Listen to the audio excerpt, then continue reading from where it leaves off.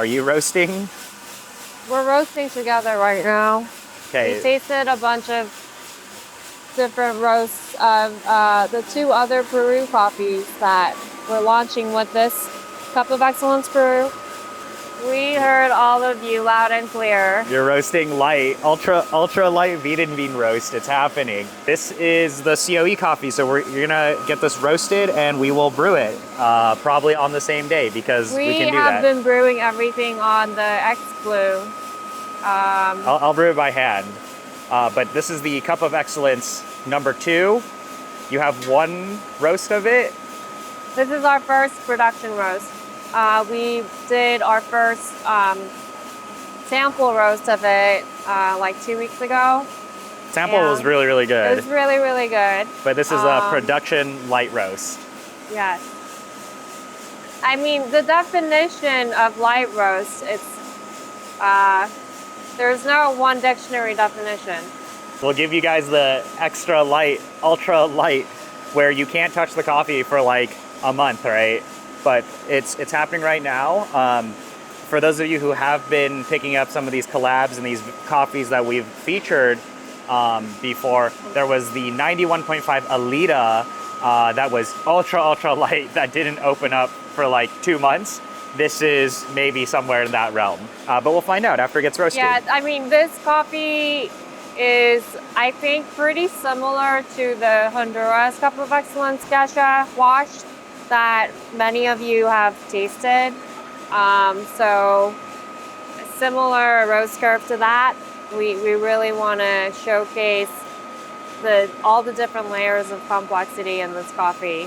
The florals, the fruits, yeah, all of that. Yeah, this is really for those of you who are fiending for those wheatgrass tasting coffees. No, this coffee will not taste like wheat or grass. Not grass. But this was the best Peru coffee that I have ever tasted. It was super loud, insane structure of acidity, florality, sweetness. I think this is such a really just a beautiful presentation of Peruvian coffees. Let's, Brian, you can listen for and detect first crack. How about you go to second crack with this coffee? Let's make some dark roast COE. April Fools, that would have been such a good April Fool's joke.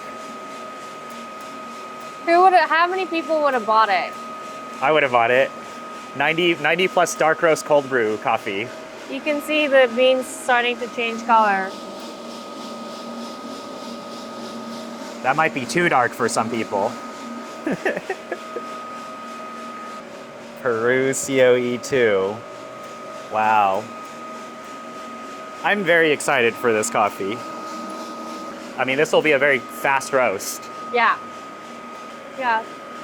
Did you log it? There's first crack. It's harder to hear on the flooring, but on a sample roaster, you can hear first crack much louder.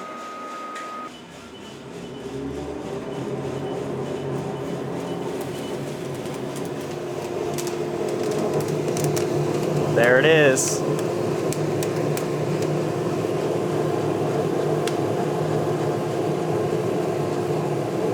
What's really nice about this coffee is like there are like barely any defects, or I don't know if I can see any, right? There's none. It's such high quality. Negative defects. Negative defects. High quality beans. For those of you who ordered that first batch, I'm going to brew this now, and it better be good. It's gonna be good. Oh yeah, guaranteed. Guaranteed. It looks really nice. Look at that. Wow. But we'll grind some up and we'll brew. Yeah, right now, the beans are still warm from roasting, but we're so excited that we'll brew it anyway. We'll let it cool down and Before we'll brew. No, we can let it cool and then brew it. But it's looking good. Yeah, we will cup it, brew it, make sure that it is where we want it to be. And if it's good, it will go out. The first batch is already sold out. So yeah. Yeah, so I think there's, you know, for those of you who saw that video of us tasting it, the first batch is already gone. So this is the first batch that's gonna go to people. So how long was this roast for? 650. 650, so yeah. Fast. Yeah. So this is a coffee that's going to really open up in the next month and a half, 2 months. And it's really looking nice, especially these wash coffees roasted on lowering. For those of you who have had the COE geishas and all of that, this is gonna perform it's actually gonna perform more like that ultra light 91.5 Alita. But I'll go ahead and brew it and I'll give you guys my first impression.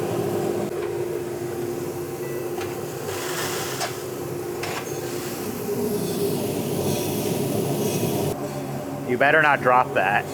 Yeah. I won't. The beans and beans have landed. Yeah, light. Okay. I'm going to brew this. We're actually going to brew 2 coffees. So we're going to brew the COE number 2, which is with a adjusted roast curve. You know, it's going to be lighter.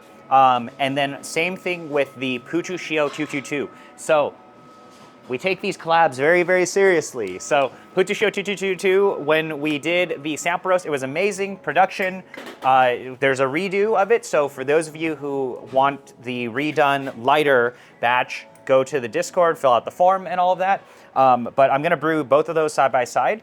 Earlier, Jiyoon was doing some tests with the other Peru coffees, not the COE, playing around with an even lighter roast profile, aka the stuff that you guys like. So we'll play around with that and see how it goes. But I'm gonna brew this, and then I'm also going to brew Pourover 222, and I'm gonna show you guys a slightly modified recipe that I'm playing around with today, which maybe we'll do another video on. But essentially, for those guys who've been watching some of the streams, some of the videos, it's just how I've been brewing pourover this year, the last few months, essentially.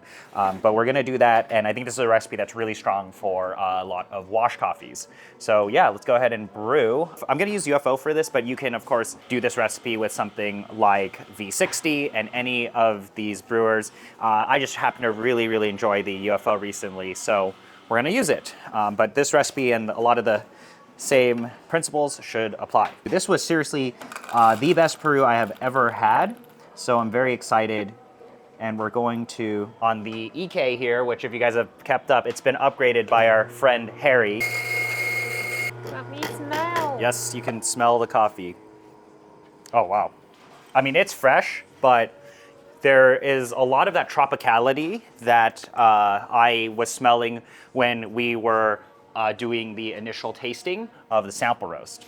Super floral, a lot of sweetness, mango, a lot of those yellow fruits. Yeah, it's so interesting because like it's just everything's so loud in this coffee, very layered in the aromatics. It's okay. So we're getting some Pourover 222.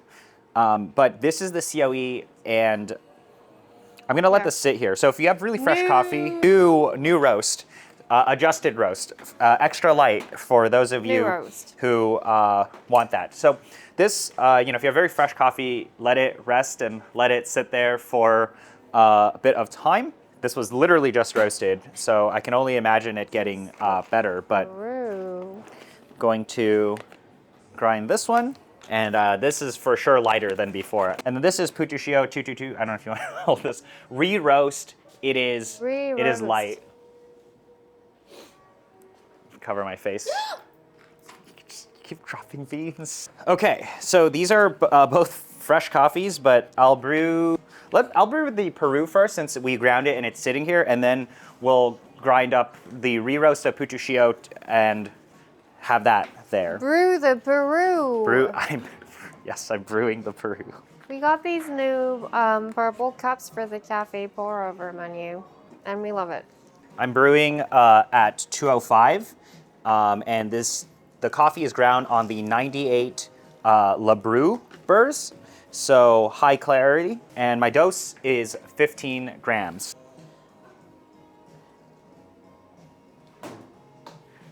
What I'm going to do is I'm going to pour 60, and then I'm going to wet WDT. If you have a bigger spoon like this, you don't have to agitate that hard, but I like to wet WDT. And then I'm going to do 2 pours mellow drip. I'm going to mellow drip the first pour after 60 seconds up to 170 or 150 to 170. And then I'm going to do a third pour, which then goes up to 255, also mellow drip. And the temperature I'm using is 205 Fahrenheit, but you can use anywhere from like 97, 96 to 98 Celsius. I would recommend, if you don't preheat the mellow drip, up the temperature just a little, and then that's going to help.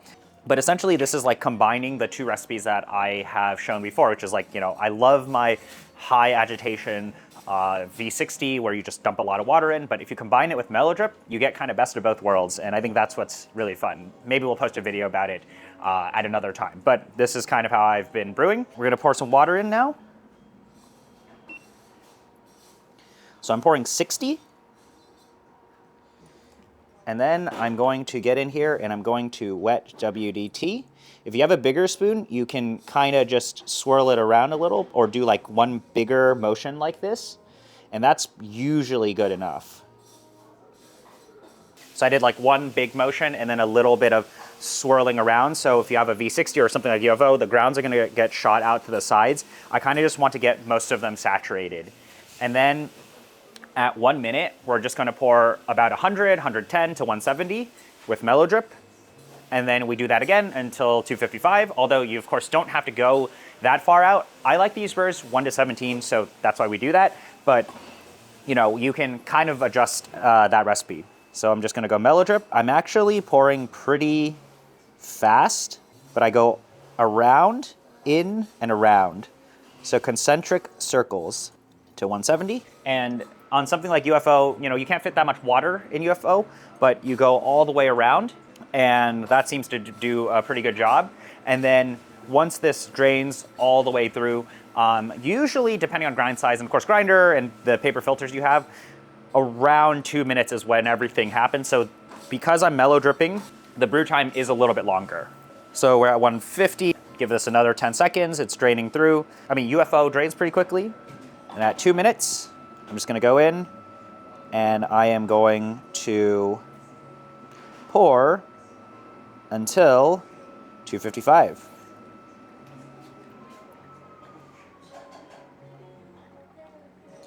There you go. Very straightforward.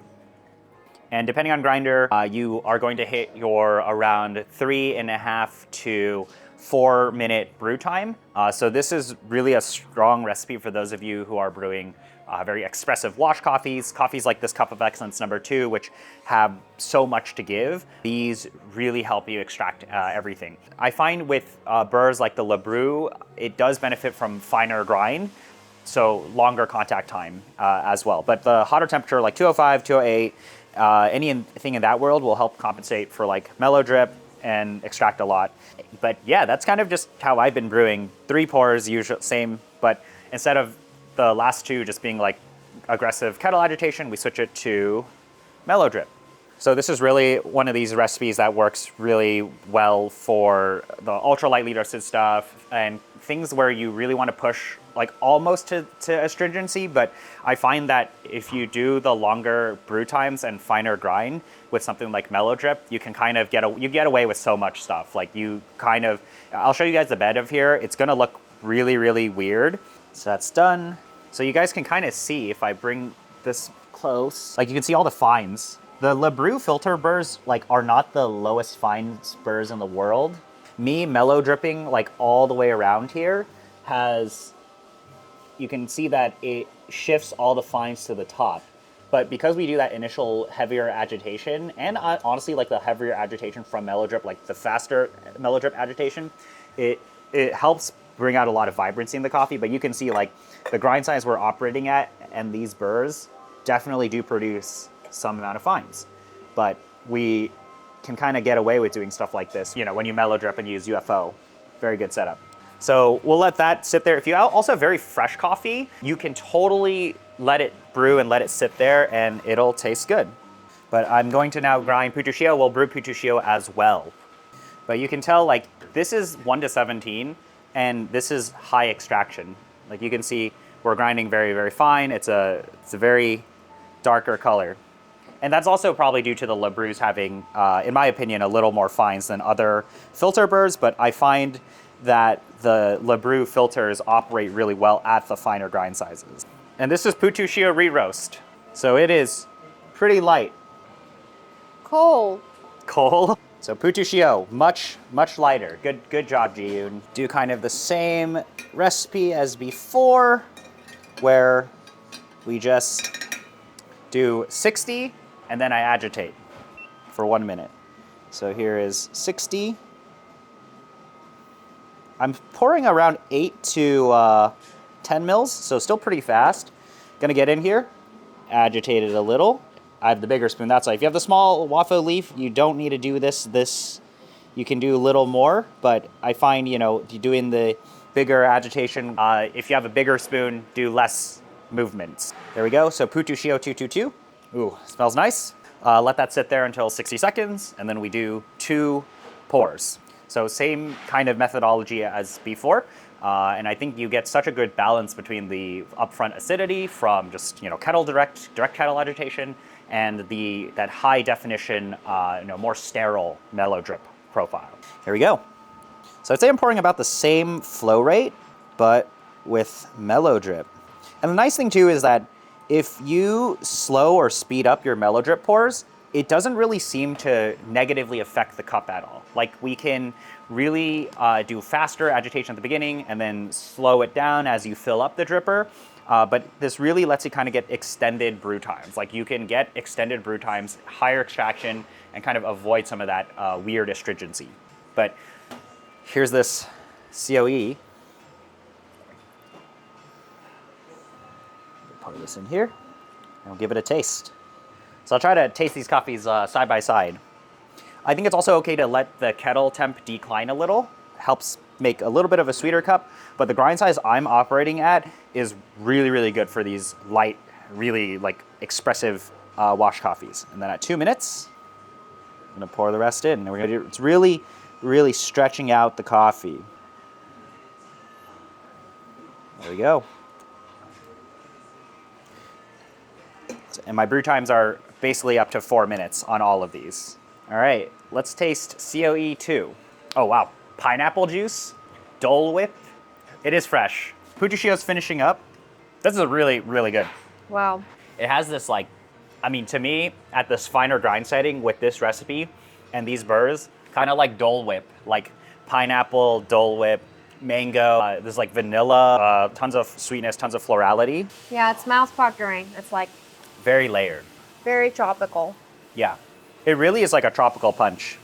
Yeah. And this coffee's super fresh, by the way, which is like also something to note is like when these coffees are this fresh, honestly, like everything's gonna really, really open up in like the next month. I think 2 months. 2 months, you think so? It is very, very light. It has that definition of acidity, that structure. You taste so much layering in the acidity as it goes down, like tropical. Everything is so harmonious and complex. A lot of those initial notes that we got in the link roast, the sample roast, it's like that, but enhanced. A bit clearer, although I will say very, very fresh. So I can only imagine over time, each of the articulation in the coffee and detail is going to get a lot better. I'm letting this one cool even more, but this is Putushio 222. It's got that acidity. And florals. Very floral, very delicate. The original Nucleus Link roast that we had, like before we did some of this roasting, was definitely like, I was getting like a lime acidity. It's still in there, but I would say more rose, more like floral forward. At least maybe in this specific brew where we're like putting the acidity and doing a lot of the lower agitation. But this was a 4-minute brew. This is for sure a coffee that we're pushing quite hard. I don't think you could have done this with darker or more developed roast, and it tastes like this. Wow, very nice. So Putushio, I think the redo of it, the re-roast, for sure, very, very nice. Should be closer Yum. to what all of you nerds want. So I'm gonna give this Peru a little bit more of a taste.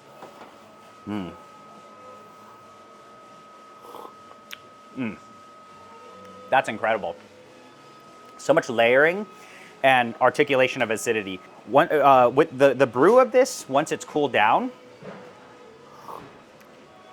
pineapple, mango, super tropical forward, very clean too. This is something that I didn't mention earlier, is like the level of cleanliness of this coffee is incredible. A lot of juicy, just like juice on your tongue when it finishes, you know, less than an hour off roast. So it's very, very fresh, and I can only imagine this coffee opening up, like crazily opening up in the next month or even 2 months. This is definitely a roast level that I think a lot of you enthusiasts will be very appreciative of. It was a very fast roast. I think what's also interesting is how harmonious this coffee is. Let's give our final thoughts on adjusted Putuchio and adjusted Peru COE. This is incredible. This is one of my more recent favorite coffees. The Honduras was like in the top. Yeah. Well, cheers. Cheers. I'm drinking Putuchio, and you're drinking COE. Nom, nom, nom. Roast style's good. Lighter, ultralight only. I like this type of presentation of ultralight because it's not veering towards like true sterile, true boring coffees where you have to do so much work to like make them taste good. Like, yeah, there probably are coffees that are lighter than this and all of that, but this still retains a lot of the interesting aspects of the coffee. Like the acidity is developed, it's defined. Definitely more tea-like though, especially this Putuchio. This Putuchio is super tea-like. Really, really great presentation of Típica Mejorado. A lot of florals, the acidity's in there, but very floral and tea forward, the Putuchio. And then this Peru is super loud. I'm very impressed by how this turned out. Wow. I'm happy with this roast. Yeah, this is definitely more of a sparkly presentation of Putuchio, and this is that roast style that, well, they just roasted it because of, you know, you guys picked up the first batch, so all of that was sold out. But this I'm very happy with this roast style. This is like pineapple candy. Yeah, it's really, really nice. So yeah, just wanted to show you guys some updates on the collabs, on the roasting. Jiyoon's continuously improving. Kaizen. Yeah, and wanted to show you guys the updated pourover recipe, although I'm sure you guys have kept up, and this is just how I've been brewing coffees today, especially if you have such complex layered wash coffees. I think this recipe works very, very well for it. So yeah, that's all I wanted to share today. Putuchio re-roast. If you want more of it, check out on the Discord. There's only so much of this coffee left. And then Peru COE number 2. This is a really, really good coffee. I'm very excited for you guys to get this in. Once that's what this is going to go out to. But let this coffee rest, and let us know how you guys like it. But if the following batches are roasted like this, I'm gonna be very happy. So yeah. Thank you, Jiyoon. Thank you all. Okay, bye. Bye.